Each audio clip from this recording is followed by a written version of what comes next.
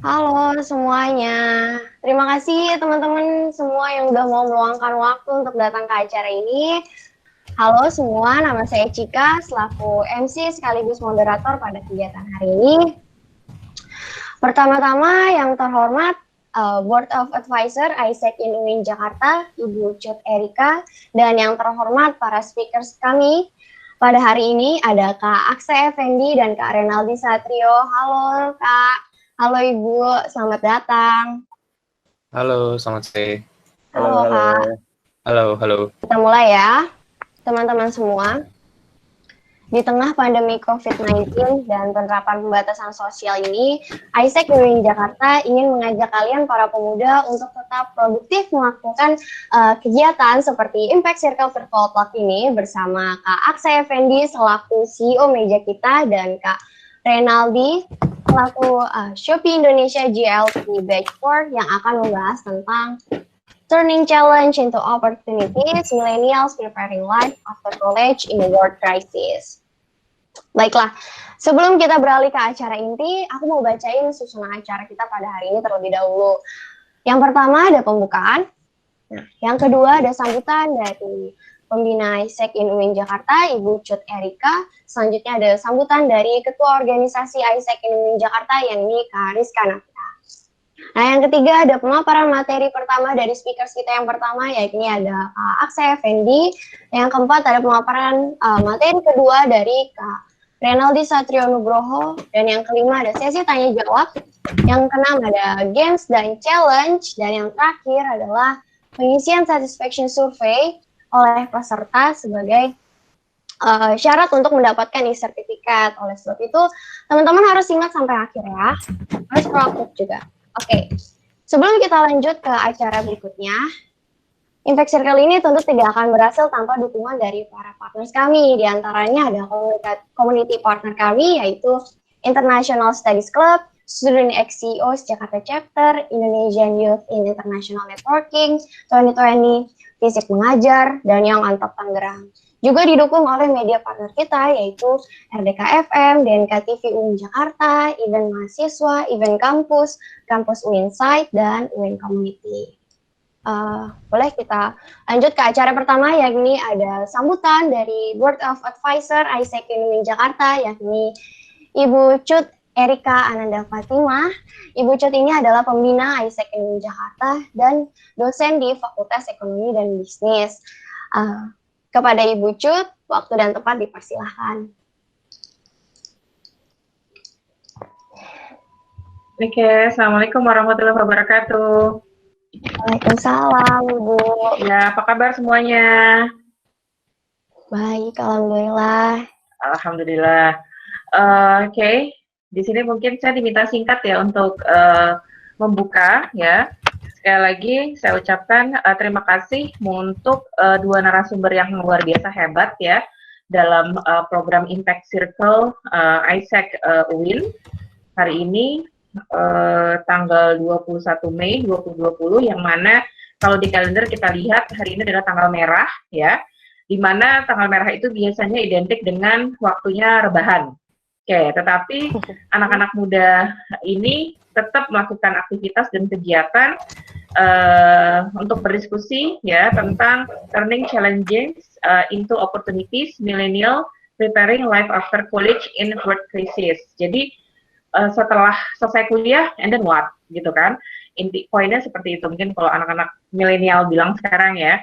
Nah, di sini ada dua speakers ya, dua narasumber, Aksa Effendi dan Renaldi Satrio ya. Terima kasih sudah bersedia untuk sharing, untuk hadir beserta mahasiswa-mahasiswa ataupun anak-anak muda ya yang ada, yang bergabung dalam ISEC maupun tidak ya, tetapi mereka sudah ada di dalam kegiatan Impact Circle hari ini. Dan saya harapkan nantinya setelah selesai mendengarkan dari speaker kita hari ini, kita semua mendapat suatu insight ya bahwa after schools ataupun after academic ataupun after college ya, itu yang lebih penting. Itu it's apa ya? It's a real life kalau menurut saya. Itu adalah kehidupan yang harus kita lalui gitu. Kalau kuliah masih enjoy, ya masih orang tua backup, and then kalau setelah after college apa gitu, kita harus benar-benar mampu melihat peluang dan challenge yang ada di depan kita. Nah, apalagi saat ini dunia sedang menghadapi krisis ya, bukan hanya Indonesia tapi dunia. It means that we have to survive, ya. Kita harus survive untuk diri kita sendiri, untuk lingkungan, untuk keluarga kita. Nah, sambutan saya mungkin cukup itu saja ya, nggak panjang-panjang lebar ya, nanti waktunya habis lagi. Nanti saya jadi ceramah ini di sini kan nggak mungkin. Nanti saya gantian dengan speakers, oke? Pendek kata, saya ucapkan sekali lagi terima kasih kepada organizer, terima kasih kepada panitia, kepada ISEC, kepada support yang mensupport kegiatan ini ya, dan juga kepada speakers kita hari ini. Oke? Selamat menjalankan Impact Circle Virtual Talk, sekalian ngabuburit, oke? Saya buka kegiatan Virtual Talk hari ini dengan membaca hamdalah. Oke? Silakan. Baik, terima kasih Ibu Cut atas sambutannya. Semoga sehat selalu Ibu. Ya, terima kasih. Saya tetap ada di sini, boleh kan sambil ngeliat? Boleh Ibu, silakan. Oke, biar tetap berasa muda ya. Senang kita ada Ibu di sini. Oke, saya mau denger nih anak-anak muda. Seru banget kayaknya. Ya Ibu, baik terima kasih Ibu. Oke. Ya. Oke, selanjutnya adalah sambutan yang kedua dari Local Committee Presiden ISEC Indonesia Jakarta, yang ini Kak Rizka Nafiah. Kepada Kak Rizka, waktu dan tempat dipersilakan. Halo. Halo. Halo Kak. Warahmatullahi wabarakatuh. Salam bagi kita semua. Waalaikumsalam. Om Swastiastu, Namo Buddhaya, Salam Kebajikan. Pertama-tama saya mau terima kasih banyak nih kepada para speakers yang sudah datang hari ini dan teman-teman sekalian kan waktunya untuk mengikuti acara ini. Terima kasih banyak terhadap organizing committee dan external relation team of Jakarta to conduct this event to happen. Dalam keadaan seperti sekali perubahan terjadi dan tentunya namun kita harus percaya bahwa kita sebagai pemuda generasi milenial we can win battle to it, terutama untuk teman-teman di sini nih yang akan mempersiapkan dirinya life after college. Tapi sebelumnya sebenarnya terjadi kualitas pendidikan dan pertumbuhan ekonomi di Indonesia. Tujuannya nih kita tahu what step that we do now so we can invest our time and energy now to win in the future, especially in crisis atau pandemic era. Faktanya adalah kayak Indonesia nih sekarang tingkat literasinya itu di Indonesia termasuk rendah. Kita ada di peringkat 60 dari 61 negara yang diteliti oleh CSSU dan peringkat 70 negara oleh PISA. Dan menurut tingkat literasi Indonesia itu berada di level 1. Nah, dua lembaga ini merupakan emang lembaga pendidikan di dunia. Selain itu, berdasarkan penelitian di Asian Development Bank, itu banyak tren untuk higher education di Indonesia. Banyak banget nih orang-orang yang emang minat untuk masuk ke perguruan tinggi. Namun, waktu mereka graduate atau kayak mereka sudah selesai menyelesaikan perguruan tingginya, keterampilan canggih dan khusus yang mendukung para lulusan tersebut tuh masih dianggap rendah. Karena ini juga didukung oleh kayak performa Indonesia memang masih di bawah rata-rata. Juga ada peran nih di mana layanan pendidikan di Indonesia masih jauh terbelakang. Lalu apa nih efeknya buat kita para mahasiswa, kita nih para generasi yang akan lanjutin setelah universitas ini kayak 2/3 perusahaan mengeluh bahwa kayak karyawan untuk posisi profesional itu sulit didapati karena kualitas pendidikan dari para fresh graduate kurang memadai, lalu fresh graduate-nya itu banyak memiliki keterampilan yang tidak tepat. Nah, makanya jadi siapa sih yang jadi kandidatnya? Lalu, padahal setiap tahunnya nih ya, itu ada 1 juta teman-teman yang lulus menjadi fresh graduate. Namun, ratusan ribunya itu menjadi pengangguran. Nah, menurut BPS kayak di tahun 2019 tingkat pengangguran di Indonesia itu meningkat 25%. Nah, itu nggak ada yang ngejamin nih whether itu bakal menurun atau bahkan meningkat ke depannya. Nah, itu merupakan Kariska, halo? maaf sore putus-putus katanya nih. Coba. Putus. Halo, masih udah kedengeran belum? Ya aku jelas sih, cuman agak ada yang lambat sedikit. Oke.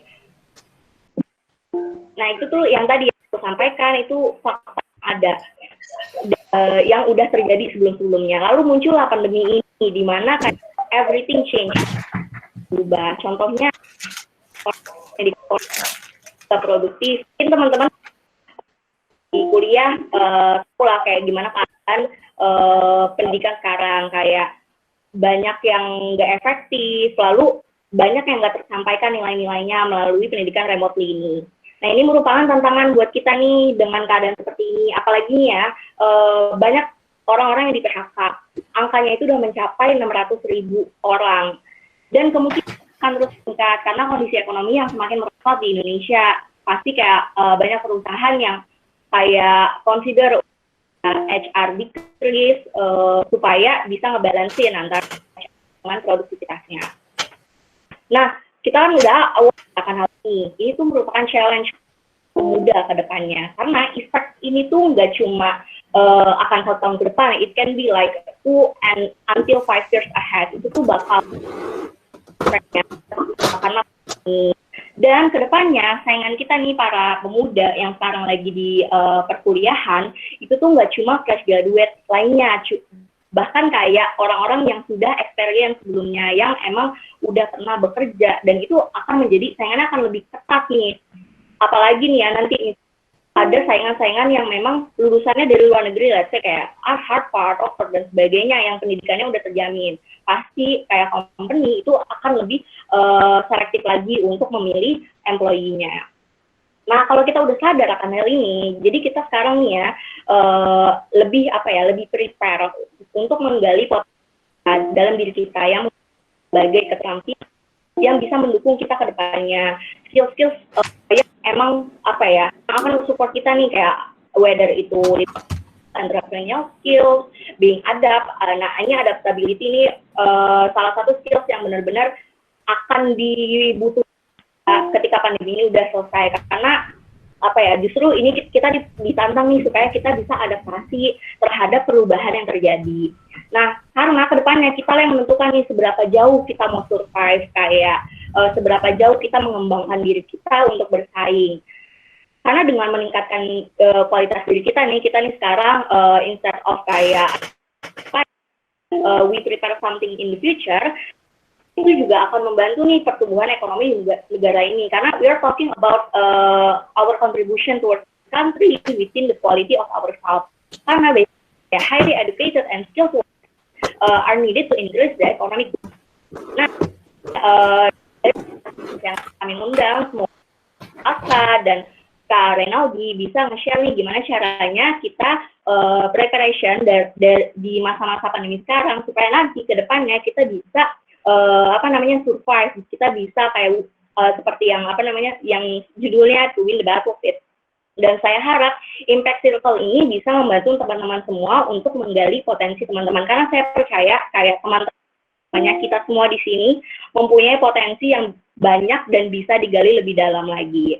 Jadi sekian dari saya. Wassalamualaikum warahmatullahi wabarakatuh. Oke, itu dia sambutan dari Local Committee Presiden Isaac UIN Jakarta. Terima kasih Kariska Navia, semoga sehat selalu. Nah, kita udah dengerin sambutan dari Board of Advisor Isaac dan Local Committee Presiden Isaac. Sebelum lanjut ke pemaparan materi dari speakers yang pertama, aku mau ingetin nih ke teman-teman bahwa teman-teman di sini boleh banget drop question kalian di kolom chat mengenai materi yang telah dipaparkan oleh speaker dengan format nama, institusi kalian berasal dari mana, dan pertanyaannya apa, ditujukannya ke siapa, ke nama speakersnya, oke? Nah, kalian juga dimohon untuk open kamera kalian semua ya, supaya kita bisa lihat muka kalian. Namun juga tolong di-mute mic-nya di-mute mic-nya selama speaker berbicara agar tetap kondusif dan jelas pemaparan dari speakers. Oke. Nah, nanti pertanyaan-pertanyaan kalian akan dijawab di sesi question and answer. Dan jangan lupa proaktif, harus proaktif semuanya. Oh ya, aku juga mau mengingatkan kalau di akhir acara kita ada pembagian saldo OVO sebesar 25.000 gratis untuk 3 orang yang beruntung. So, jangan kemana-mana dan stay tune sampai akhir. Oke, baik. Aku mau tes semangat dulu nih teman-teman. Jadi di tradisi Isaac, kalau kita bilang hoi Isaac, kalian jawab WhatsApp.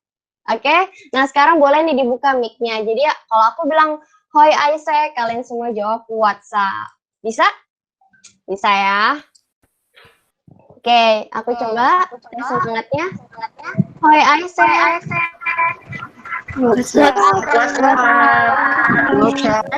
WhatsApp. WhatsApp.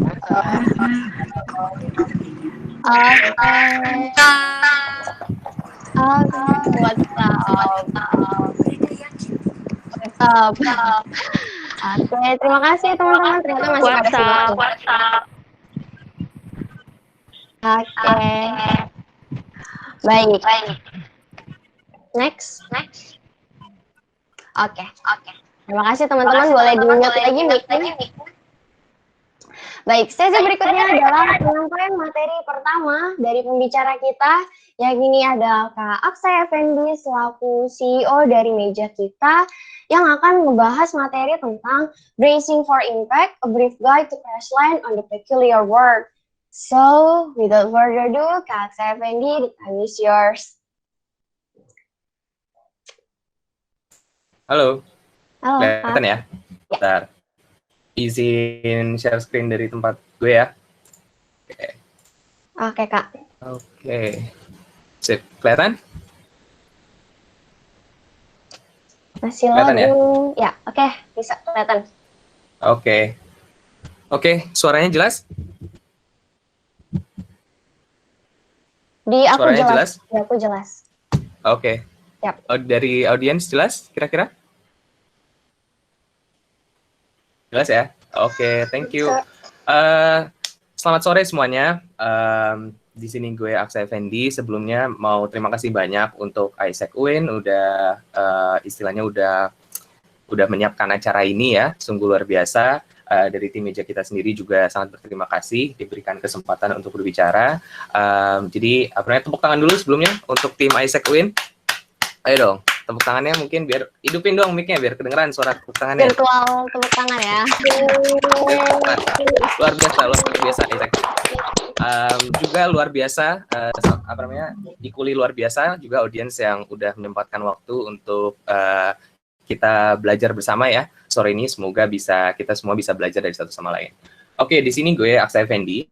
Seperti tadi sudah dijelaskan, gue ini adalah founder dari Meja Kita Group yang terdiri dari Meja Kita, Meja Kerja dan Nukilan. Jadi sebenarnya kita adalah startup pendidikan teknologi berbasis peer-to-peer learning di Indonesia. Dan di sini gue dari judulnya sebenarnya menjelaskan bagaimana kita sebagai anak-anak muda bisa menavigasi dunia yang amat peculiar, dunia yang amat aneh ini. Tapi untuk impact-nya sendiri sebenarnya ada dua arti ya. Jadi ini double thunder.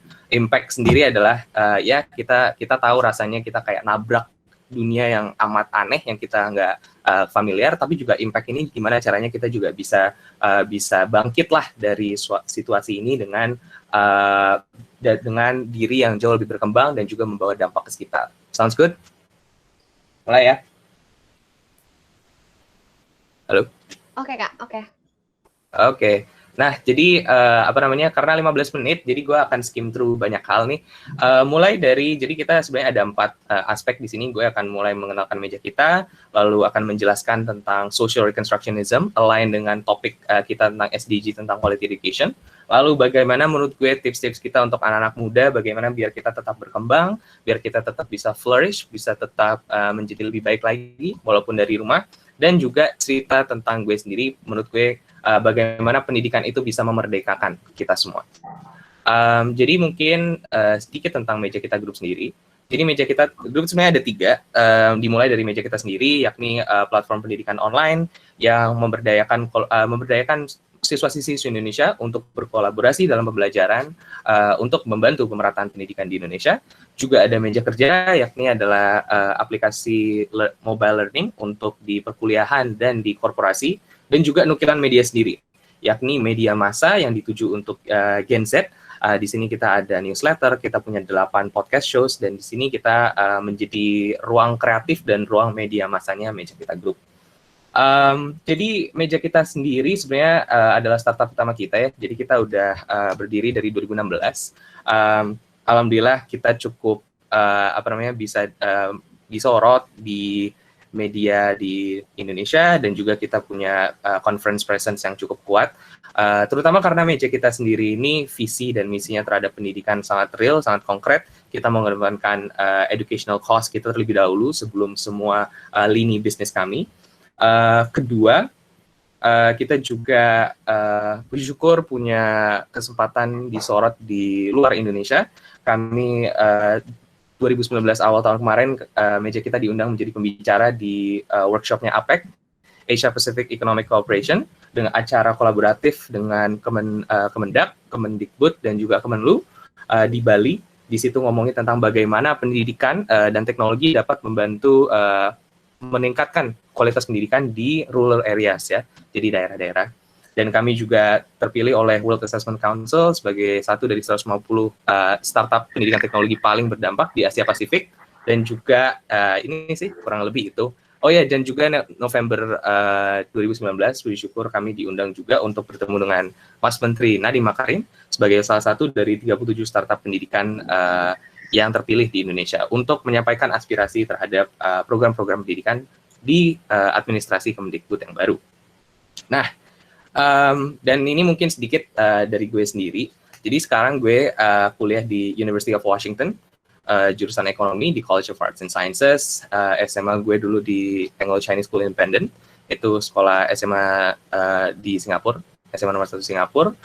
Selain itu juga sebenarnya gue semenjak lulus SMA sampai gue kuliah sekarang, sebenarnya gue udah 3 kali magang di Big Four, yakni accounting firms terbesar di dunia, di Deloitte 2 kali dan PwC sekali.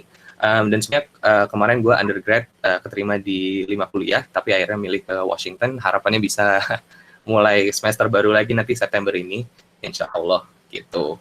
Mungkin itu aja sedikit tentang Meja Citra Group dan sekiranya gue sendiri. Langsung aja kali ya ke materinya. Jadi di sini gue sebenarnya diunjuk untuk ngomongin tentang pendidikan, tentang SDG Quality Education ya. So far, sorry, gue mau nanya, layarnya masih kelihatan kan? Tapi masih kedengeran kan tadi audionya? Audionya kedengeran, Kak.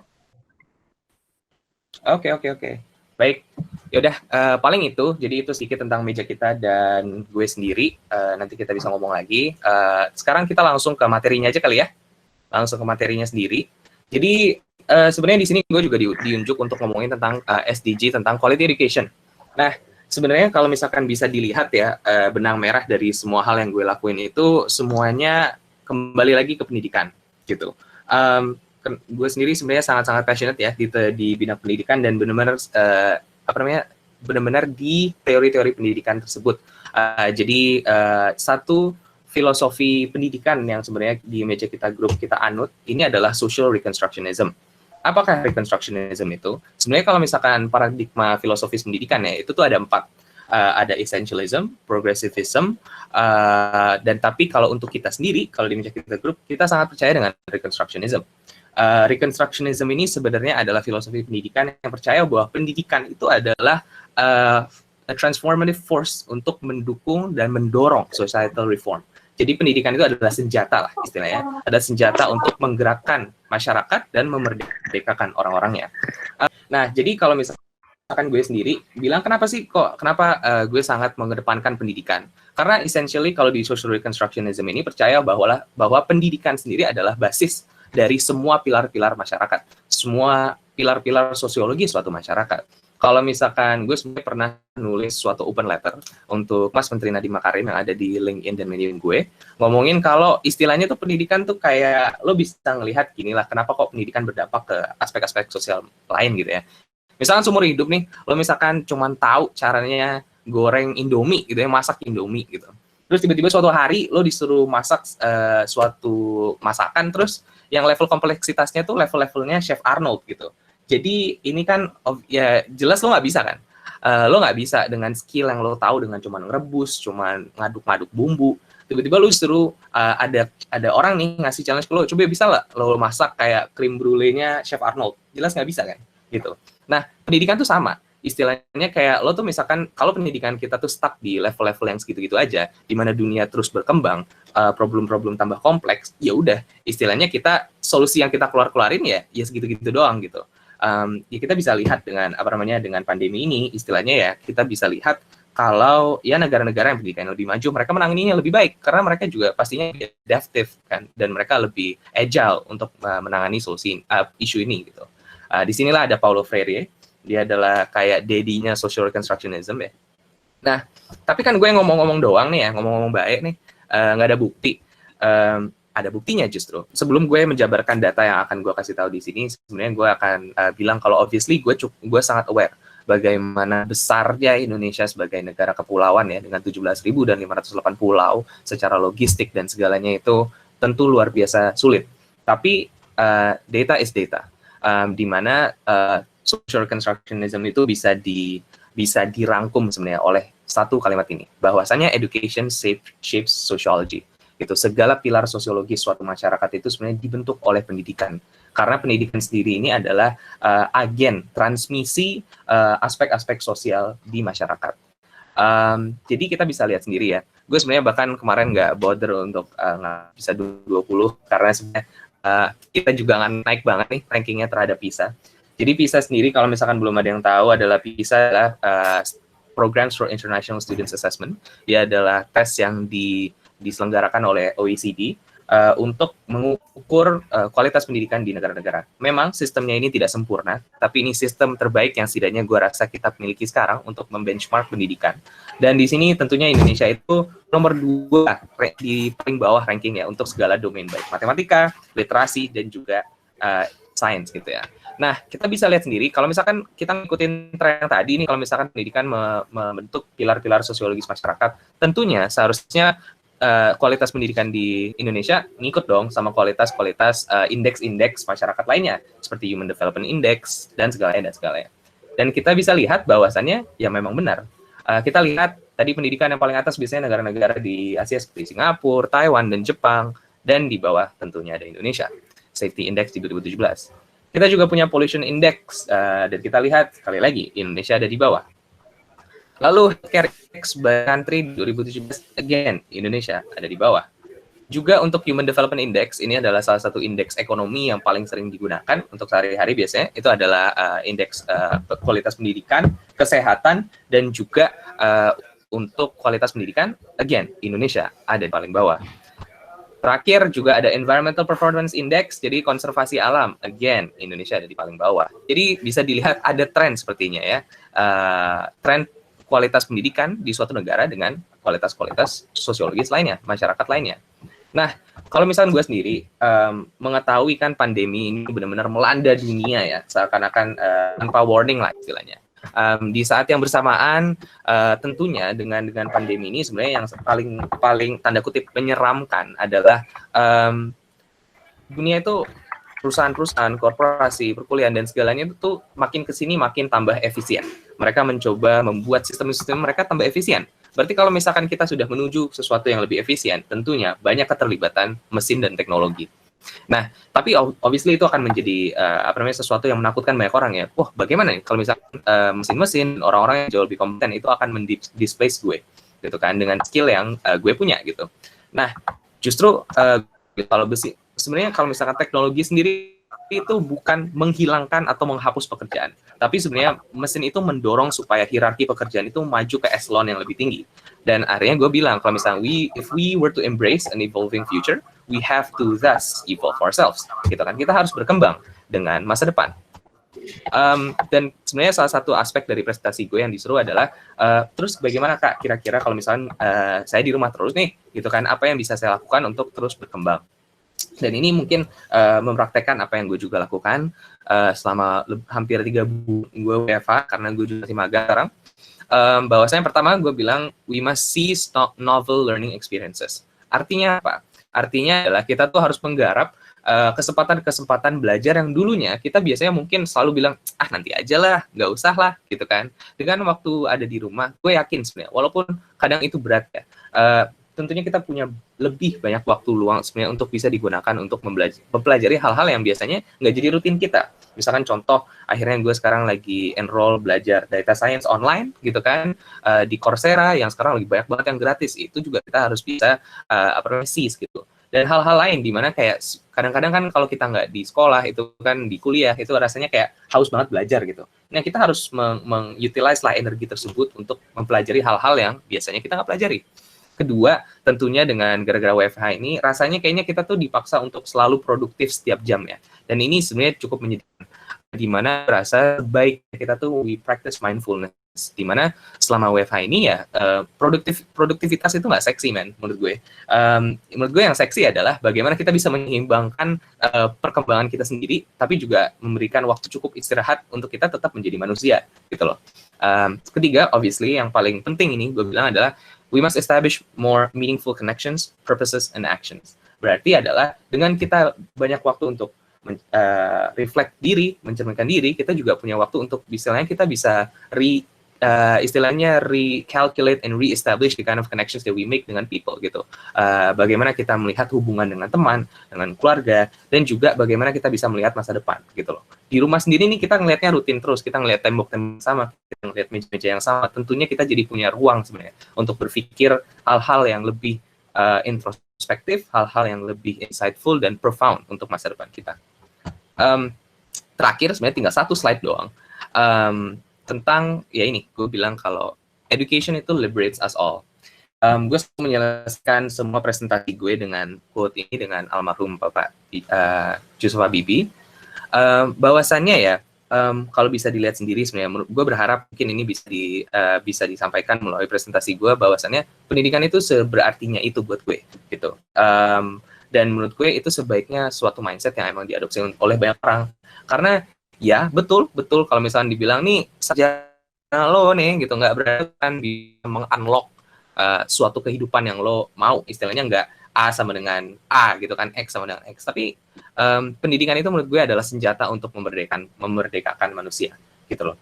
Kalau gue bilang sendiri, gue selalu bilang kalau dengan pendidikan gue tuh bisa merayakan kehidupan seutuhnya gitu. Dengan pendidikan itu gue bisa istilahnya menjadi seseorang yang bisa lebih bermanfaat untuk banyak orang, tapi dalam yang bersamaan juga bermanfaat buat diri gue sendiri gitu loh.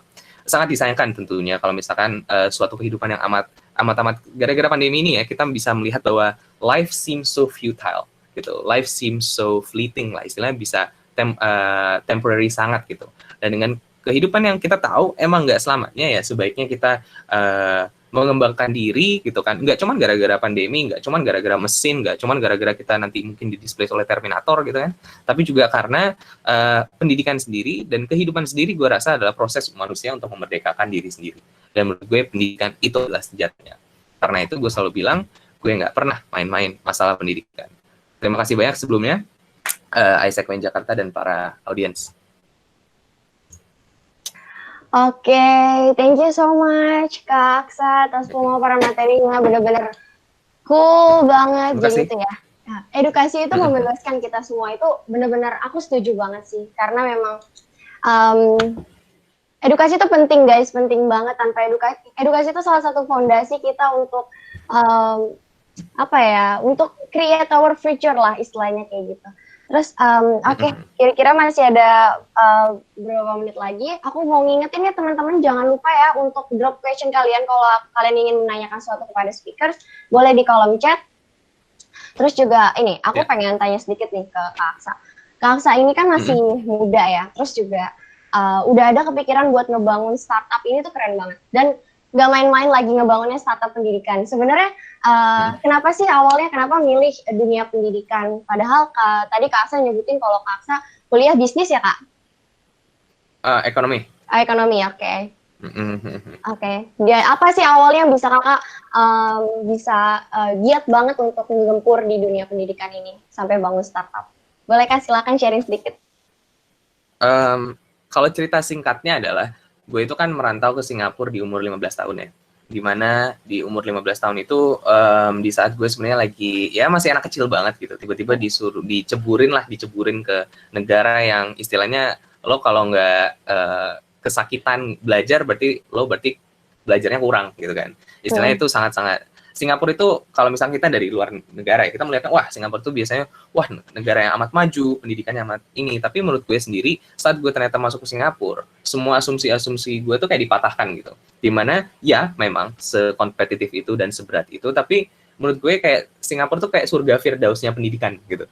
Gue kayak sebagai anak kutu buku ya, kayak ngeliat Singapura tuh wow luar biasa gitu kan, kultur pembelajaran yang amat kuat gitu kan, guru-guru yang sangat suportif, istilahnya dan resources pendidikan tuh nggak pernah habis gitu. Dan istilahnya lo tuh sebagai murid udah tinggal nge-exploit resources dan culture tersebut gitu kan untuk bisa mempropel lo ke ke jenjang yang lebih tinggi lagi gitu. Dan di saat itulah gue sadar sebagai anak Indonesia yang di Singapura gitu ya, gue tuh selama di Singapura gue pernah cerita kalau gue itu di Singapura tuh gue sekolah negeri, SMP SMA sekolah negeri, dan di sana kayak predominantly Chinese. Gue selama SMP SMA tuh nggak ada satupun anak pribumi di sekolah gue. Udah gitu SMP-nya sekolah sekuler, SMA-nya gue sekolah Kristen. Jadi kayak gue tuh benar-benar menjadi minoritas. Tapi melihat itu semua gue justru selalu teringat gitu. Melihat wow alhamdulillah ya gue sebagai anak Jawa Islam gitu kan pribumi di Singapura gitu ya, kayak kayaknya ada sesuatu yang bisa gue bawa pulang lah istilahnya, pelajaran-pelajaran yang bisa gue bawa pulang gitu kan. Melihat gue tuh sendiri melihat Singapura dengan segala keindahannya, gue nggak pernah kepikiran loh gue pengen settle di Singapura. Enggak, justru gue selalu bilang kayak bisa nggak gue bisa bawa pengalaman yang sama kayak di Singapura ini ke Indonesia gitu loh. Sesederhana itu. Karena lo melihat Finlandia, Amerika, Taiwan, China atau Singapura tuh maju, lo juga pengen dong kayak hasrat lo ngeliat Indonesia bisa nggak sih semaju itu gitu. Dan menurut gue ya balik lagi karena keterbatasan, gue merasa kayaknya kalau misalkan nge-solve pendidikan semuanya bisa ikut istilahnya berkembang gitu loh. Karena gue percaya itu di pendidikan, karena juga gue datang dari nyokap yang emang backgroundnya akademis, bokap di teknologi, jadi jadi es campur, terus jadinya gini bentukannya. Wah keren banget. Jadi memang ya dari ibunya Kak Aksa akademis, bapaknya Kak Aksa teknologi, jadilah bangun startup pendidikan berbasis teknologi. Ini benar-benar keren banget sih Kak. Thank you so much Kak Aksa atas materinya, benar-benar insightful banget. Terima kasih banyak Cika.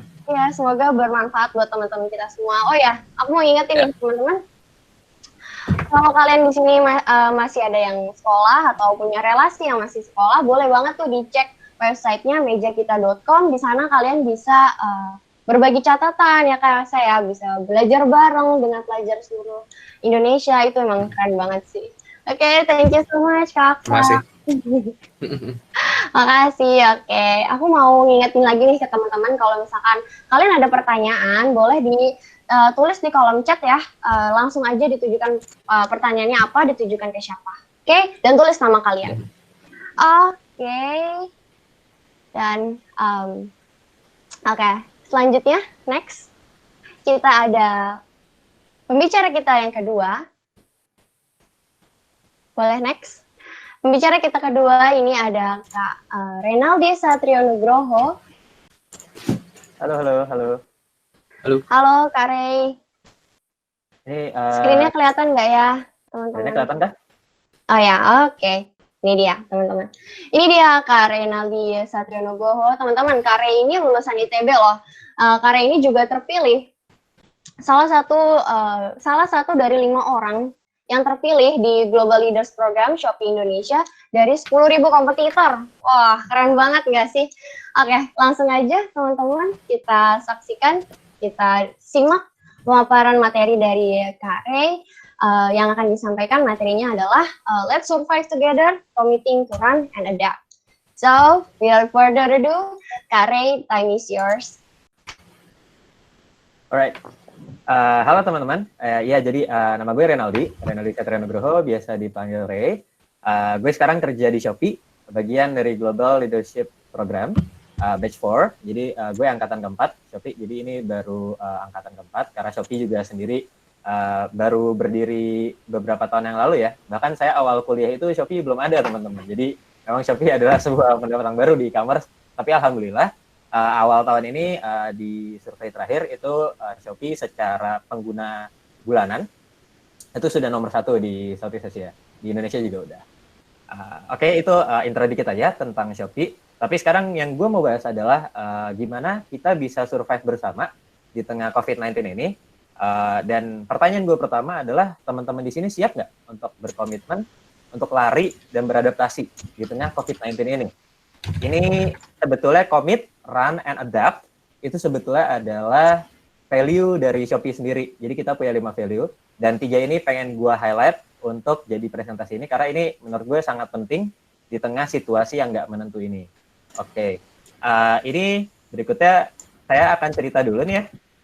Gue akan cerita dari pertama sebelum gue masuk JLT, dari sebelum gue masuk ke JLT.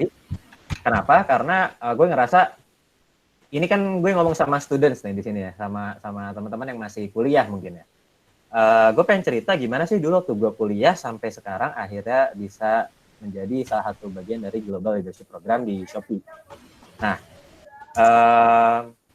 mungkin ceritanya nggak expected seperti orang-orang pada umumnya sih. Mungkin kayak misalkan tadi keren banget Aksa juga tadi bisa merantau sampai ke Singapura. Dia melawan zona nyamannya, akhirnya kembali mencoba berkontribusi ke Indonesia.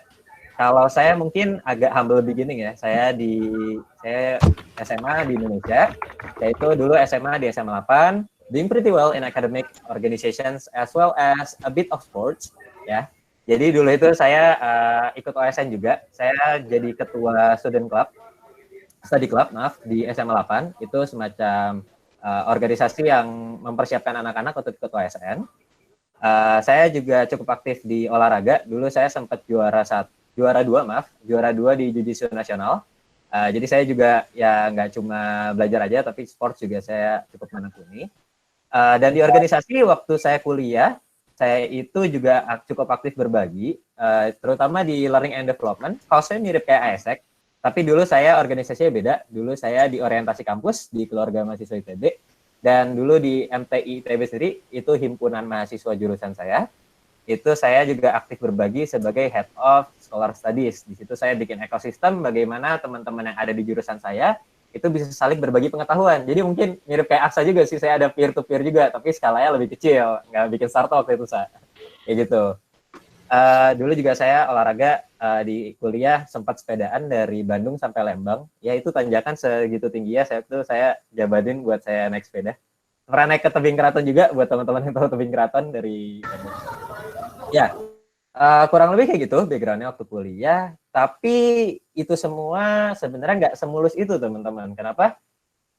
Karena sebenarnya saya waktu itu di akhir masa kuliah saya ada beberapa masalah.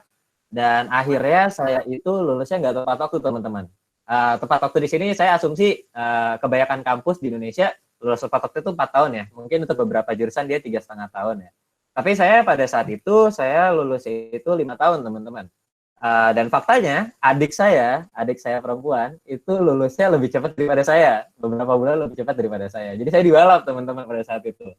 Jadi saya nggak bilang masa lalu saya full of glory or what gitu lah. Dan akhirnya setelah saya 5 tahun ini, saya mikir, oke, next gimana nih? Saya harus ngapain? Saya lulus 5 tahun, teman-teman. Saya mungkin bisa dibilang tertinggal dibanding teman-teman saya. Ketika teman kosan saya, itu ada yang lulusnya April di tahun 2019. Saya lulus di April tahun 2020, teman-teman. Jadi beda setahun. Itu teman kosan saya, depan-depanan kamarnya sama saya. Jadi benar-benar saya berpikir, saya harus bagaimana nih? Akhirnya saya break, sekitar 1 bulan, terus saya pondering, ternyata ini ya, hidup setelah lulus tuh kayak gini. Saya hidup tuh ada di tangan saya mau kerja di mana, saya mau menentukan masa depan seperti apa, saya mau berkarya seperti apa, itu ada di tangan saya. Dan waktu itu saya cukup overwhelmed dengan hal tersebut. sampai akhirnya saya mikir gitu, saya harus ngapain. Akhirnya waktu itu saya connect ke teman-teman lagi, ke teman-teman yang udah di kerjaan. Saya ngobrol sama mereka, reach out mereka, tanya pengalaman mereka di kerjaan kayak gimana, dan akhirnya kemudian saya coba, sekarang saya komitmen, saya harus lari mengejar ketertinggalan saya dibanding teman-teman saya, dan saya harus beradaptasi nih. Mau jurusan saya teknik kayak, kalau emang yang ada di lapangan pekerjaan yang lagi maju itu bukan jurusan teknik tapi manajemen, misalkan sekarang mungkin yang lagi booming startup sendiri di tempat saya bekerja, dan do it gitu. Saya akan mencoba untuk beradaptasi, saya lari. Akhirnya saya waktu itu karena saya memang lulusnya cukup telat, akhirnya saya pikir ya udah deh, daripada saya apply full time langsung, saya nggak punya pengalaman kerja yang cukup banyak. Akhirnya saya waktu itu intern dulu. Waktu itu saya intern di Shopee. Nah, sambil jalan itu saya juga ikut seleksi Global Leadership Program. Menariknya adalah waktu saya intern di Shopee, saya alhamdulillah hoki sih dapat manajernya. Manajernya itu yang cukup empower saya. Saya itu di sana cukup belajar banyak, proyeknya juga cukup menarik, dan akhirnya di situ saya belajar banyak hal, dan saya apply di interview saya selama Global Leadership Program.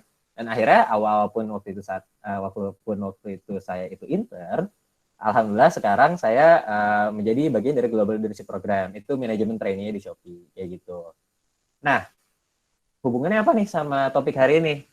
Saya mikir coba sekarang teman-teman duduk, coba teman-teman ganti mindset teman-teman sekarang. Gimana cara kita survive nih di tengah ketidakpastian ini? Oke, memang saya bisa katakan tadi dari sambutan udah banyak banget tuh data yang dikeluarin.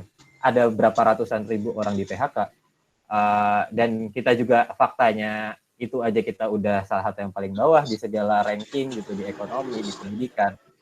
Dengan COVID-19 ini, saya melihat dengan mata kepala sendiri tanpa data apapun, teman saya ada yang di laid off, teman-teman. Padahal dia itu brilian. Waktu kuliah itu dia hitungannya salah satu yang berperforma akademiknya salah satu yang paling tinggi, organisasi juga jalan, tapi dia tetap kena PHK karena memang industrinya sedang kena COVID-19.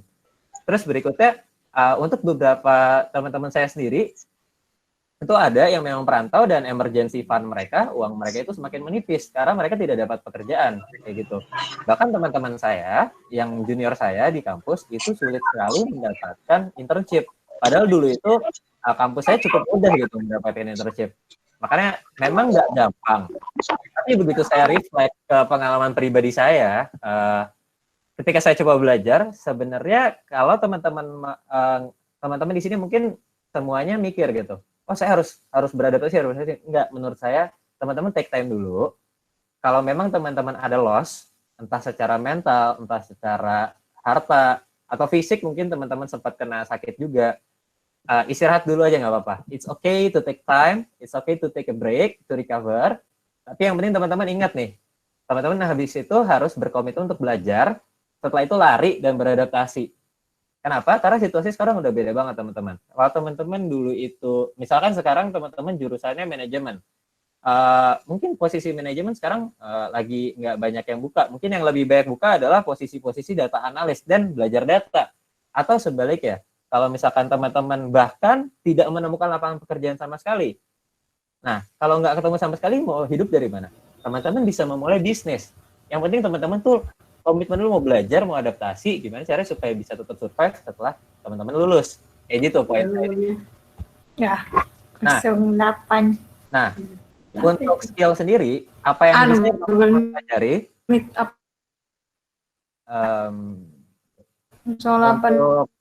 Untuk pembelajaran teman-teman sendiri, sebenarnya teman-teman itu bisa mengacu ke sini sebenarnya. Ada skill-skill yang memang sekarang lagi on demand lah di 2020. Saya nggak bakal banyak berbicara di sini. Saya hanya akan fokus kepada teman-teman lihat di 2015, di 2020 yang konsisten akan menjadi demand adalah complex problem solving. Jadi teman-teman harus nggak bisa ngelihat apa-apa lagi itu take it for granted. Teman-teman di kuliah itu udah nggak bisa lagi belajar di kuliah disuapin doang. Teman-teman harus cari problemnya, habis itu coba dipecahkan masalahnya. Nggak bisa teman-teman cuma di kuliah doang tuh. Makanya teman-teman harus belajar di luar masalah asli dengan skill teman-teman untuk dipecahkan kayak gitu. Nah, kalau misalnya ditanya belajarnya bisa dari mana, Kak? Benar banget. Tadi kalau kata Aksa sendiri dia coba belajar di Coursera, course gratis itu salah satu source-nya. Ada juga sebenarnya teman-teman saya juga nyoba ada Google Digital Garage. Itu course juga dari Google ada. Tapi yang saya mau tekanin di sini sebelum belajar teman-teman harus punya growth mindset. Growth mindset itu apa? Teman-teman harus percaya kalau teman-teman itu bisa berkembang. Nggak bisa teman-teman kalau udah kepikiran, oh gue teknik, lulus harus jurusan teknik arahnya. Misalkan teknik mesin saya harus kerja di Astra Indonesia. Nggak kayak gitu teman-teman. Teman-teman harus bisa adaptasi karena batas teman-teman tuh nggak cuma di situ aja. Teman-teman bisa melampaui batas tersebut dan itu growth mindset. Kita bisa berkembang, dan berkembang. Kita nggak pernah tahu batas kita kayak gimana. Dan berikutnya kenapa di sini ada logo LinkedIn coba? Kenapa ada logo LinkedIn? Kenapa ada logo YouTube?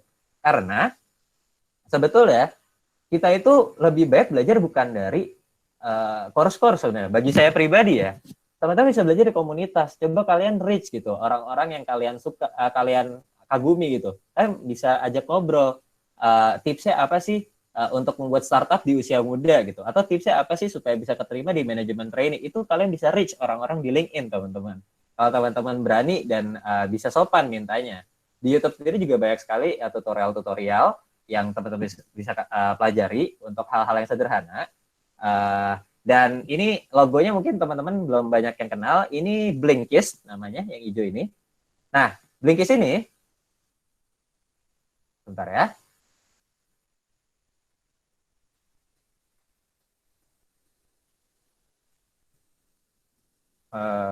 Oke, screen-nya udah kelihatan lagi kah? Sudah, Kak. Kelihatan Kak, kelihatan. Oke, nah Blinkist ini adalah dia aplikasi freemium sebenarnya. Teman-teman di sini mungkin kan ada yang mulai, oh ini lagi karantina nih, kita coba baca buku deh untuk mengisi waktu luang biar produktif. Nah Blinkist ini saya nggak endorse ya, coba saya suka pakai ini karena ini isinya rangkuman buku-buku bagus. Teman-teman kalau nggak ada waktu, merasa masih harus, aduh baca buku kan lama, ini coba dulu. Di sini ada rangkuman-rangkuman buku yang top. Teman-teman bisa free trial juga. Di sini kalau teman-teman baca, itu ada buku-buku yang sangat menarik. Kayak misalkan Seven Habits, itu yang salah satu yang cukup menarik juga ya untuk dibaca ya, untuk anak kuliahan terutama. Kalau udah lulus mungkin ada buku lain. Atau teman-teman yang manajemen bisa tertarik baca rangkumannya personal MBA. Di situ banyak banget rangkuman bukunya, teman-teman bisa baca. Ada yang versi gratisnya juga, tiap hari dia ada 1 kuota baca gratis. TED Talk sendiri juga teman-teman bisa nonton speaker-speaker inspirasional, nggak cuma di Impact Circle, tapi di TED Talk juga banyak yang udah di luar negeri sana membuat talk seperti ini. Kayak gitu. Jadi kurang lebih kalau misalkan kita belajar dari mana, itu bisa dari situ. Nah, kalau saya mau berbagi nih ya, saya sendiri membagikan pengalaman saya. Sebenarnya saya kan udah kerja nih. Sebenarnya pasti saya belajar hal yang berhubungan sama pekerjaan saya. Nah, tapi di luar pekerjaan saya sadar nih, ternyata waktu di COVID-19 ini, kita kerja tuh nggak bisa kerja doang loh, teman-teman. Source of income itu nggak bisa cuma satu. Teman-teman harus coba untuk belajar investasi sejak dini. Preparing finance. Teman-teman bisa memulai belajar saham, bisa mulai belajar reksadana, beli obligasi. Habis itu teman-teman juga bisa mulai investasi emas. Kenapa? Karena, coba teman-teman pikirin, kalau tiba-tiba teman-teman pekerjaannya hilang, seperti sekarang banyak orang yang kehilangan pekerjaan. Apakah teman-teman punya emergency fund ya? Kita nggak semua dari kita itu punya privilege, punya safety net untuk tetap bisa berkegiatan selama di PHK. Makanya saya sangat anjurkan teman-teman dari sekarang mulai nabung, mulai prepare finance. Di sini saya belajar selama COVID-19 ini, akhirnya saya mulai nih berinvestasi di beberapa platform. Ini salah satu contohnya aja, teman-teman bisa mulai dari banyak tempat lah. Dan yang kedua yang saya pelajarin, ini sebenarnya di COVID-19 ini sangat rawan. Kita seperti yang kita tadi udah bahas, sangat rawan kita tiap hari itu aja ngelihat di depan laptop lagi, HP lagi, ngelihat dinding yang sama. Itu tuh bikin kita kadang-kadang bisa kehilangan makna gitu dalam hidup kita. Makanya yang saya pelajarin, saya tuh baru sadar produktivitas saya itu bisa naik ketika saya punya meaning. Dan meaning saya pribadi adalah ketika saya bisa membagikan apa yang saya punya. Jadi saya belajar yang berikutnya adalah sharing is a must, teman-teman. Kalau teman-teman ada sedikit yang bisa dibagikan ke orang lain, itu bisa jadi bensin, teman-teman. Bisa jadi bensin, teman-teman, untuk tetap berkegiatan, tetap maju. Sharing saya sendiri ini sebenarnya saya pribadi sangat peduli terhadap empowerment economics dan empowerment human capital itu sendiri. Jadi sejauh ini saya sudah ngisi di Student Catalyst juga, itu organisasi student yang lainnya. Dan ISEC sendiri kenapa saya terima? Karena saya benar-benar senang untuk berbagi nih, empower teman-teman sekalian yang masih mahasiswa gitu, yang masih sebagai pelajar lah di sini gitu. Dan saya pas dapat kesempatan ini, saya jadi semangat lagi besok ya. Oke, kalau saya udah berbagi ini, besok saya bisa berbagi apa lagi? Saya harus lebih produktif lagi supaya bisa berbagi lebih banyak lagi ke orang yang lebih luas. Kayak gitu teman-teman. Kalau saya bagikan apa yang saya pelajari selama COVID-19 ini, kayak gitu. Nah, akhir kata yang saya mau coba sampaikan ke teman-teman, oke, mungkin kisah hidup kita akan berbeda ya. Mungkin teman-teman di sini ada yang akhirnya sudah bisa kuliah di luar negeri.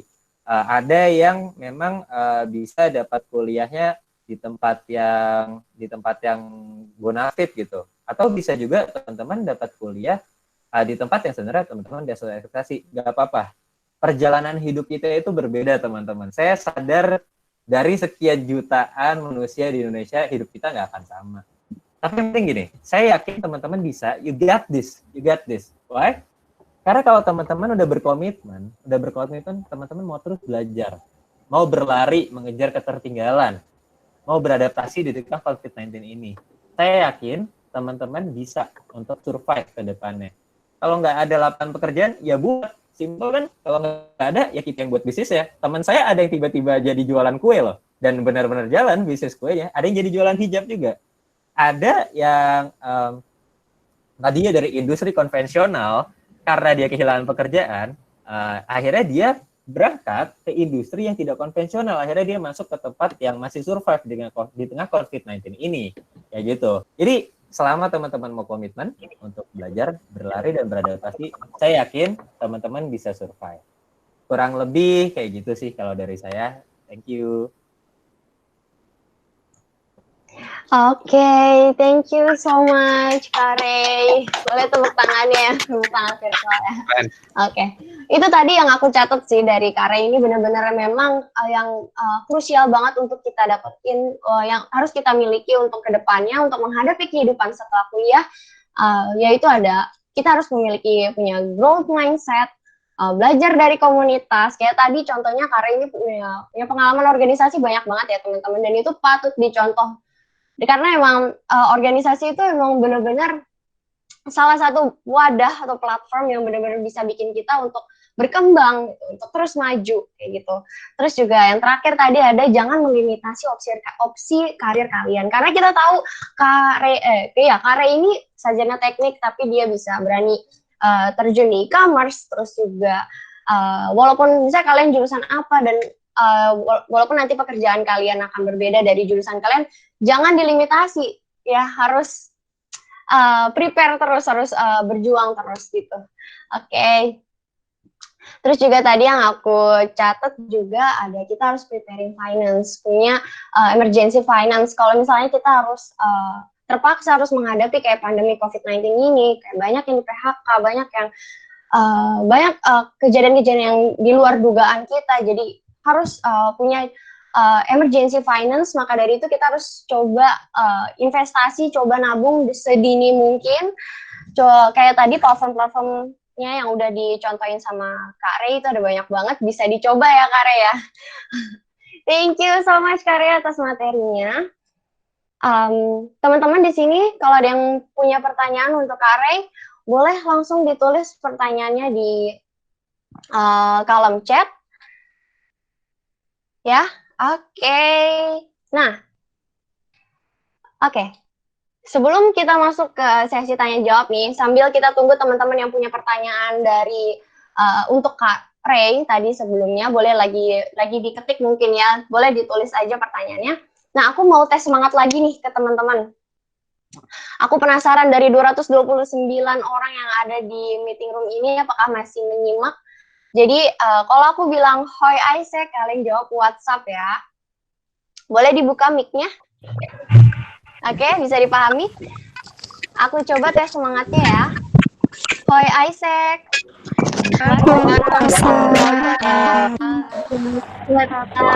Oke.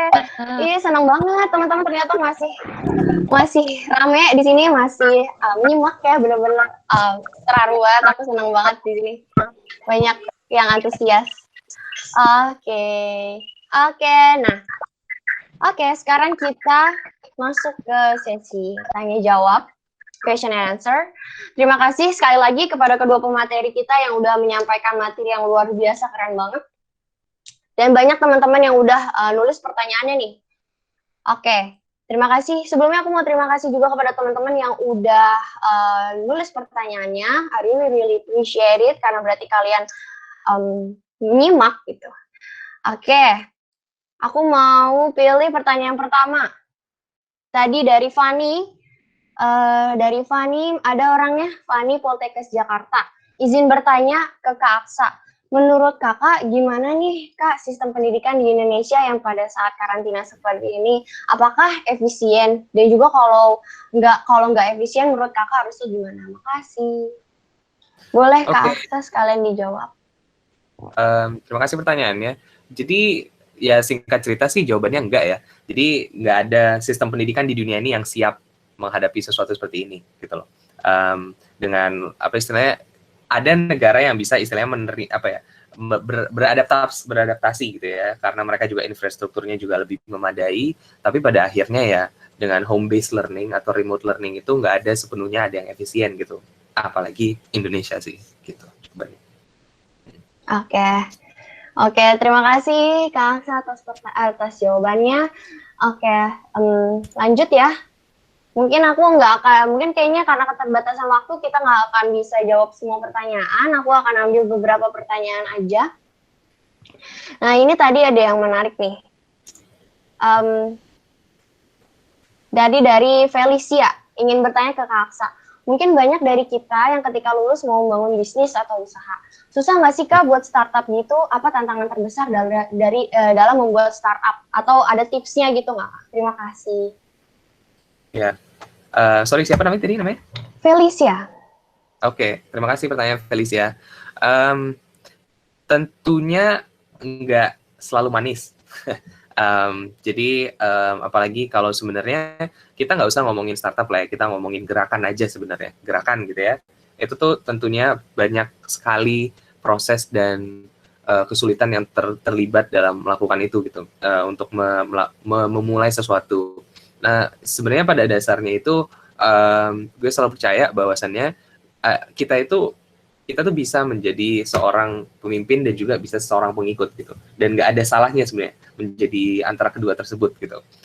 Misalkan di bagian sini sendiri gue juga merasa di meja kita grup gue seorang istilahnya gue seorang pemimpin, tapi gue juga let's say gue juga freelance writing gitu kan. Gue misalkan menulis kontrak, misalkan gue juga freelance designer juga, gue membantu jadi social media manager, jadi gue tahu rasanya serving clients gitu kan, dan gue juga magang di consulting firms, itu benar-benar tahu lah rasanya menjadi serving clients. Jadi sebenarnya pertanyaannya itu sering orang, gimana ya caranya kita membuat bisnis? Pertanyaan pertamanya adalah ya kayak apakah itu align juga gitu, apakah benar-benar butuh kebutuhannya untuk membuat bisnis gitu. Dan pada akhirnya juga membuat bisnis, misalkan contoh di gue, pendidikan itu kan istilahnya ini sesuatu yang gue benar-benar pengen bisa berkontribusi, tapi dalam waktu bersamaan juga gue harus bisa menghasilkan dong, kalau enggak ya gimana cara mengoperasikannya gitu. Nah, setidaknya ya akhirnya itu tadi, bagaimana menyeimbangkan purpose dan profit lo gitu kan, itu yang paling utama sih awalnya, purpose dan profit gitu. Kalau misalkan di masa kayak gini lo masih kayak buat bisnis benar-benar cuma memikirin profit doang, mending nggak usah gitu, menurut gue sih gitu. Oke, keren banget Kak Aksa. Oke, ada lagi nih Kak pertanyaannya dari Julia. BTW aku juga passionate banget di bidang pendidikan. Aku setuju sama pendapat kakak bahwa pendidikan segitu pentingnya hingga melekat ke segala aspek kehidupan. Sometimes malah kendalanya nggak hanya fasilitas Kak, tapi juga motivasi buat belajar sebagaimana kultur di Singapura yang pernah kakak alami. Nah, menurut kakak bagaimana cara kita menumbuhkan sense lifelong learner ini guna memajukan pendidikan di Indonesia? Oke. Dari Julia. Ya. Terima kasih pertanyaan Julia. Sebenarnya gini loh, mungkin kadang-kadang gara-gara gue pembawaannya, wah pendidikan banget nih orang gitu. Wah ini kayaknya nggak pernah berhenti belajar banget gitu kan. Kayak wah ini paling rajin dah lu gitu. Sebenarnya jujur aja ya, kalau misalkan ditanya, kalau misalkan gue bisa istilahnya rebahan terus, kita pasti milihnya rebahan terus gitu. Pada dasarnya gue tuh sebenarnya orang yang sangat malas, tanda kutip ya, malas. Dimana maksud gue malas adalah gue itu selalu melihat sesuatu itu bisa nggak sih gue mempermudah atau mempercepat suatu proses gitu. Jadi let's say misalkan belajar tuh kan orang selalu misalkan belajar wah banyak, apalagi di Singapura ya, sangat diromantisasi, belajar 10 jam, belajar 12 jam gitu. Dan jujur gue waktu itu juga sangat termakan lah, belajar itu harus sustain lama dan bisa lama-lamaan lah. Itu siapa yang paling lama paling pinter, tapi enggak kan.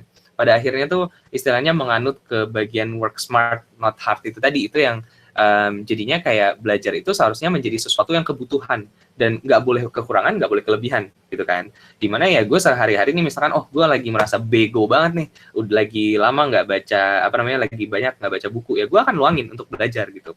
Di saat itulah, di saat kita tahu kalau belajar itu keperluan dan bukan keharusan, disitulah harapan ya gitu, istilahnya kita bisa menjadi lifelong learner yang sejatinya gitu. Gue sebenarnya orang malas banget, kantuk-kantukan gue itu, apalagi puasa kayak gini, kantuk.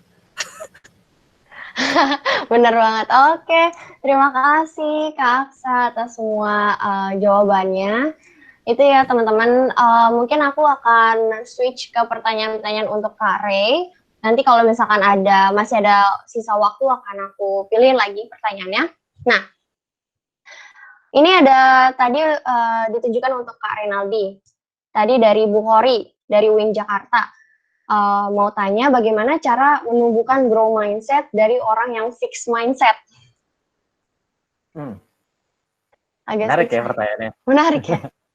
Oke. Menumbuhkannya ini mau nanya dulu, ini konteksnya untuk diri sendiri atau untuk orang lain? Untuk diri sendiri, Bang. Untuk diri sendiri ya? Oke, sebenarnya kalau gue pribadi ya, kalau misalnya untuk diri sendiri, coba deh iseng aja nyobain apapun yang di luar zona nyaman. Terus pasti kamu akan ngerasa pertama kali nyoba, pasti ngerasanya bodoh banget deh. Gak bakal ada orang yang langsung bisa di first try lah. Itu nggak ada. Itu mitos itu. Kalau ada orang pertama langsung bisa tuh namanya hoki itu beginner's luck namanya.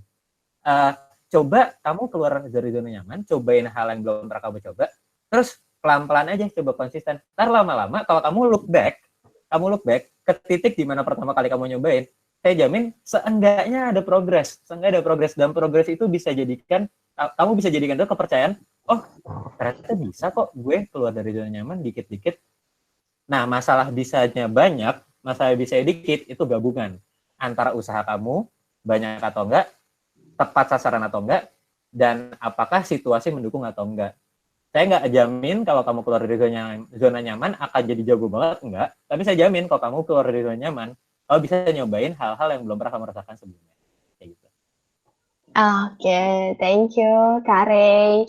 Oke, ada lagi nih pertanyaan dari Erna, Politeknik Negeri Medan. Mau tanya ke Kak Ray, dari beberapa preparing finance, yang manakah yang paling aman atau paling tepat diikuti mahasiswa, mengingat pemasukan seorang mahasiswa masih bergantung pada orang tua? Terima kasih, Kak.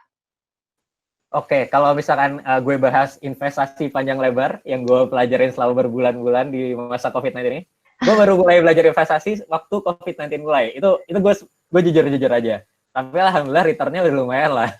Nah, kalau misalnya ditanya yang aman, yang istilahnya nggak usah mikir, mungkin teman-teman bisa mulai dengan reksadana pasar uang dulu.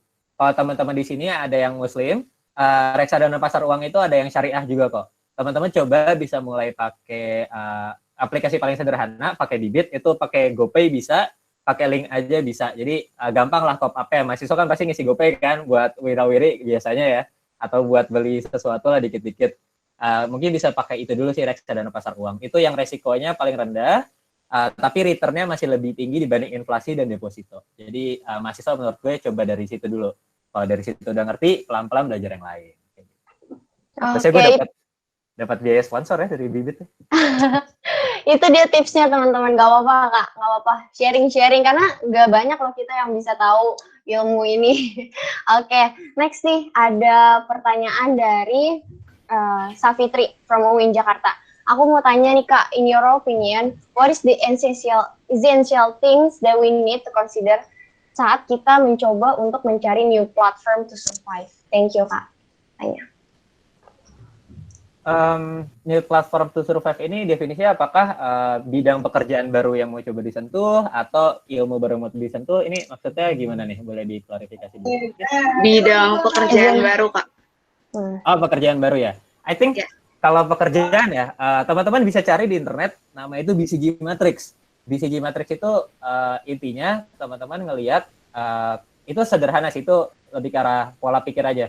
Mana industri atau perusahaan yang grow-nya lagi cepat dan yaitu market share-nya udah mentok atau belum. Gampangnya gini, industri yang udah lama itu pasti udah mentok. Kayak misalkan sekarang mungkin hampir semua orang udah pakai HP, ya kan? Jadi grow-nya tuh nggak bisa kencang lagi. Tapi e-commerce, penetrasi e-commerce di Indonesia itu masih rendah banget, teman-teman. Makanya grow-nya masih bisa panjang banget, masih bisa dalam banget. Jadi opportunity-nya masih banyak.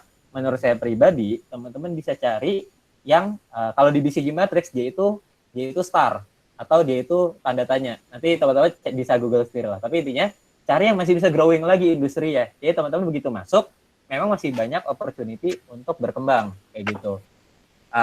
Itu pertama dari sisi industrinya.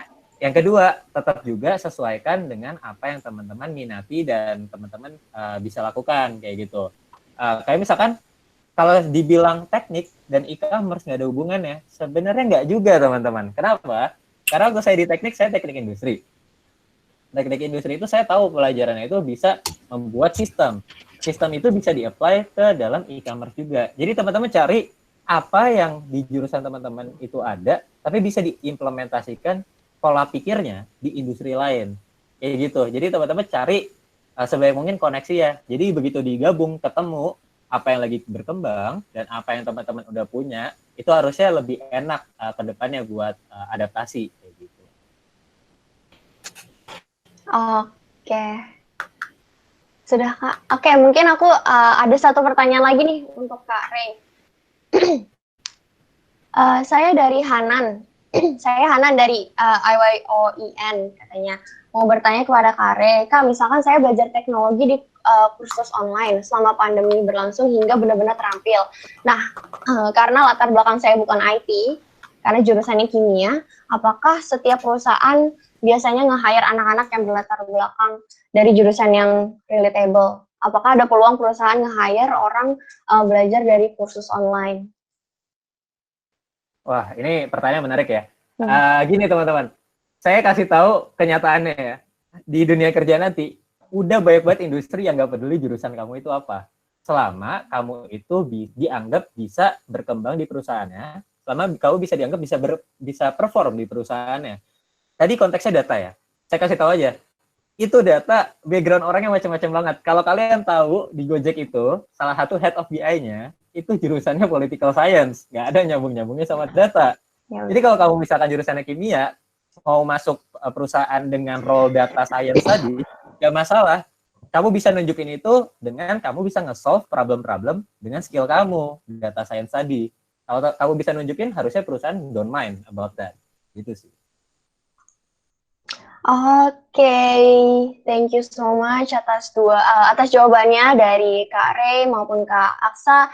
Mungkin ada tambahan waktu sedikit nih. Tadi ada pertanyaan yang menarik sih. Pertanyaannya untuk kedua speakers. Mungkin boleh dijawab bergiliran ya Kak. Sorry. Jadi pertanyaannya gini. Tunjukkan untuk kedua speakers.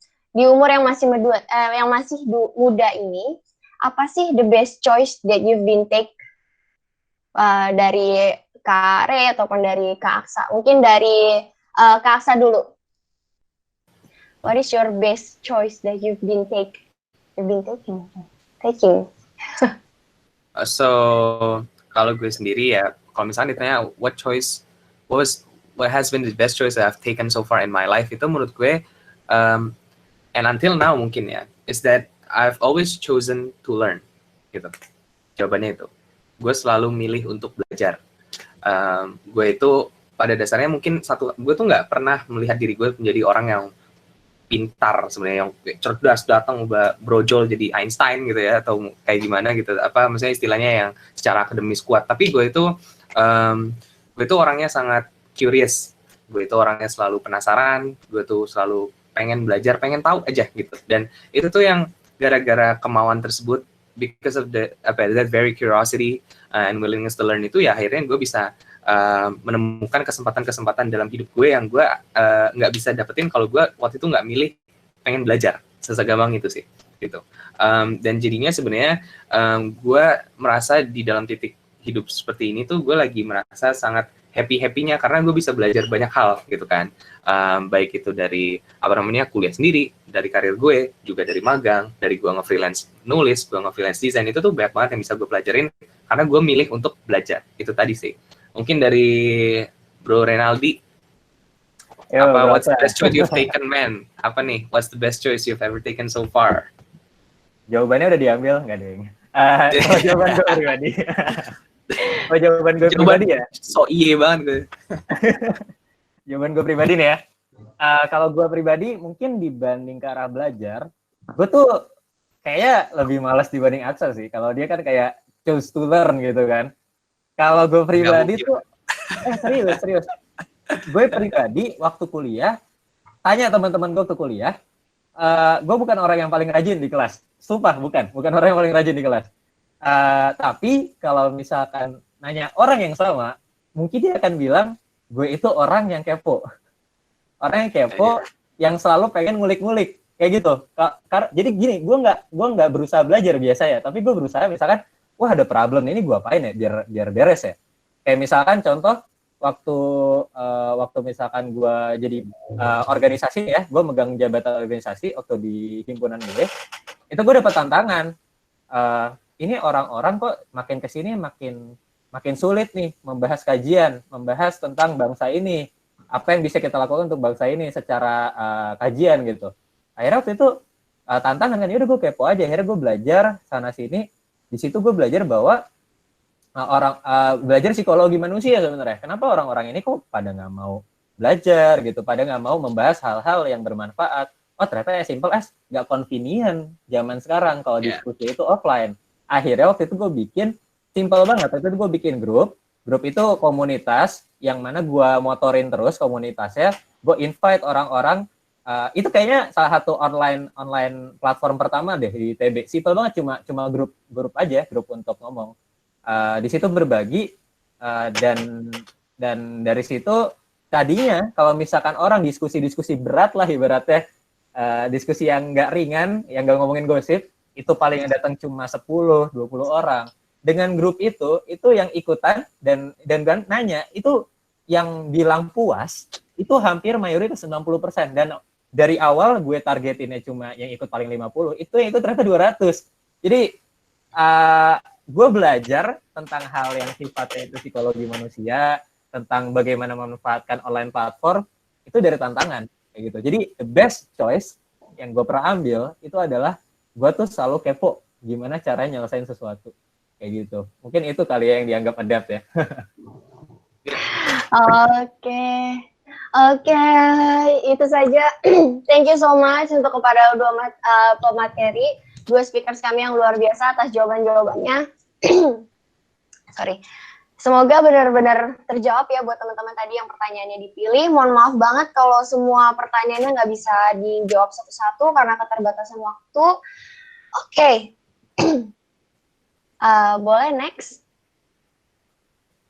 Nah, oke, nggak kerasa ya teman-teman kalau kita udah hampir di tahap closing, tapi hampir ya karena ini benar-benar belum closing. Kita ada ice breaking dulu biar nggak bosen. Yuk, nanti kita ada ice breakingnya, ini ada games, terus ada challenge. Nah, lalu ada dari challenge-nya itu nanti kita akan berbagi saldo OVO sebesar 25.000 untuk 3 orang pemenang. Oke, boleh next. Jadi gamesnya ini apa? Gamesnya ini namanya Mentimeter. Ini ada linknya di PowerPoint. Boleh teman-teman coba di share, coba diklik. Nah ini dia ada yang share linknya, bit.ly Games Impact Circle Virtual Talk. Boleh teman-teman diklik linknya. Nah, nanti di games itu ada pertanyaan. Pertanyaannya harus kalian jawab. Pertanyaannya adalah, setelah datang ke Impact Circle Virtual Talk ini, satu aktivitas produktif apa yang akan kalian lakukan selama kuarantin? Sebutkan satu aktivitas aja yang produktif. Karena kalian tadi udah dengerin dari dua speakers kita ini yang sangat-sangat inspiring. Oke, udah banyak yang jawab. Oke, satu skill apa yang akan kalian kembangkan selama karantin? Communication, coding, investasi, menulis, melukis, membaca buku, skill asah, desain grafis, public speaking, belajar startup. Wah, keren nih. Kak Axel bakal ada saingannya. Belajar bahasa Apa itu? Inggris. Oke, banyak banget teman-teman. Ayo, ada lagi? Memasak, menggambar, critical thinking. Ini wajib banget sih teman-teman. Ada lagi tulisannya kecil sekali. Investasi, ya. Belajar pendidikan, data analis, bahasa asing, growth mindset. Oke, banyak banget ya. Oke, thank you teman-teman yang udah berpartisipasi dalam game kita tadi. Terima kasih banyak. Ini next, boleh next? Boleh kembali ke PowerPoint-nya karena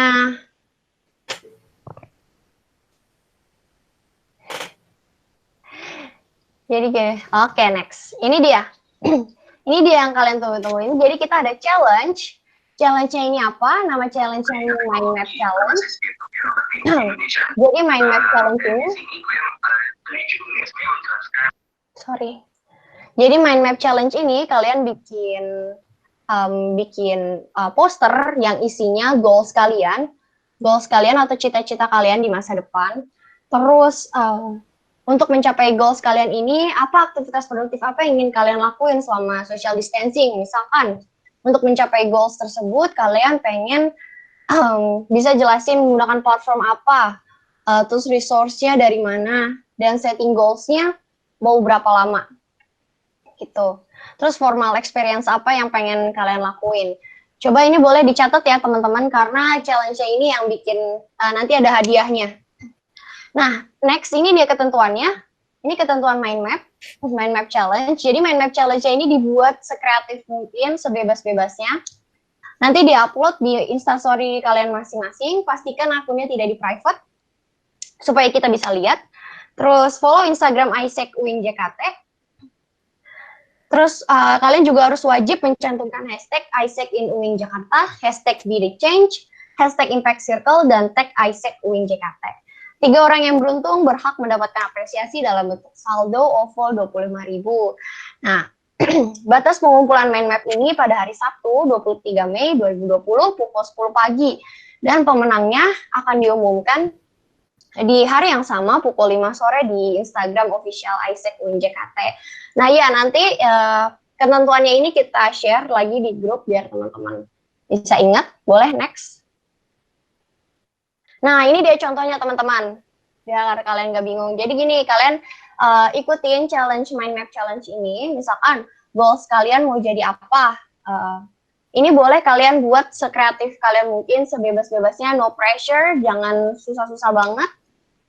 Misalkan goals kalian mau apa, bisa foto editing, resource-nya dari mana, dari baca buku misalnya, terus cari referensi, terus platformnya apa, platformnya misalkan dari tutorial YouTube, taking course, terus setting goals-nya, mau berapa lama kalian bisa mencapai goals-nya ini, misalkan sebulan, berapa minggu, 3 bulan, terserah kalian. Terus formal experience apa yang pengen kalian lakuin, misalkan ikut kompetisi, foto editing, fotografi, dan lain sebagainya. Jadi, dan jangan lupa hashtagnya ya, hashtag Be The Change, hashtag Isaac in Uin Jakarta, hashtag Impact Circle, dan tag Isaac Uin JKT. Oke, bisa dipahami ya teman-teman. Kalau misalkan nanti masih ada pertanyaan, boleh nanti ditanyakan di grup, atau boleh tanya ke tim Isaac yang nanti yang approach kalian. Oke, boleh ditanya di grup aja. Next. Nah, Ini dia. Nah, kalian pasti kan pengen banget untuk dapetin e-sertifikat dari Impact Circle ini. Nah, caranya kalian harus isi satisfaction survey. Gunanya apa? Supaya kita para penyelenggara bisa lebih baik lagi dalam menyelenggarakan event Impact Circle ke depannya. Nah, ini linknya ya teman-teman. Ada yang udah share di grup juga. Sorry, ada yang share di kolom chat bit.ly/survey Impact Circle virtual talk. Nah, nanti kita akan memberikan e-sertif kepada teman-teman yang udah ngisi surveinya. Jadi wajib banget ya diisi ini. Oke.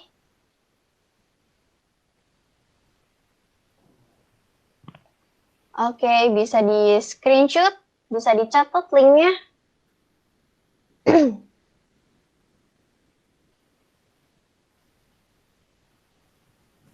Oke.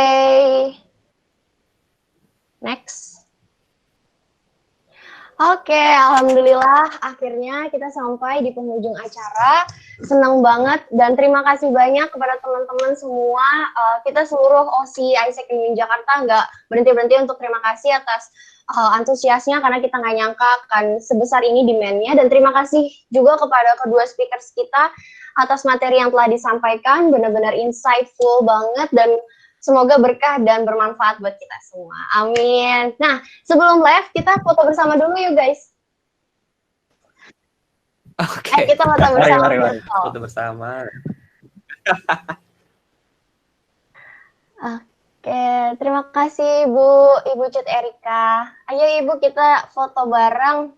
Kita foto bersama. Teman-teman boleh dibuka kameranya. Oke, rame nih. Oke, jadi ini ada banyak slide-nya ya. Ada banyak cam-nya error. Bisa. Oke, nggak apa-apa. Yang bisa aja. Ini ada banyak slide-nya, jadi kalau aku hitung 1, 2, 3, kalian senyum aja, oke? Oke. 1, boleh senyum? 1, 2, 3. Oke, thank you. Ada lagi.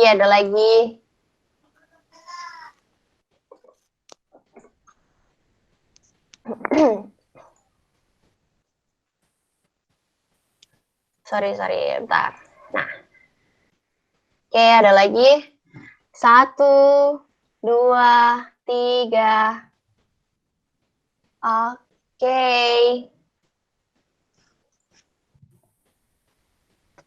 Ini banyak. Oke, itu aja. Segitu aja foto bersamanya. Terima kasih teman-teman yang udah datang ke Impact Circle. Tidak lupa terima kasih sebesar-besarnya kepada community partner kita, yaitu ada International Studies Club, Student Ex-CEOs, Jakarta Chapter, Indonesian Youth in International Networking 2020, Visip Mengajar, yang Antop Tangerang.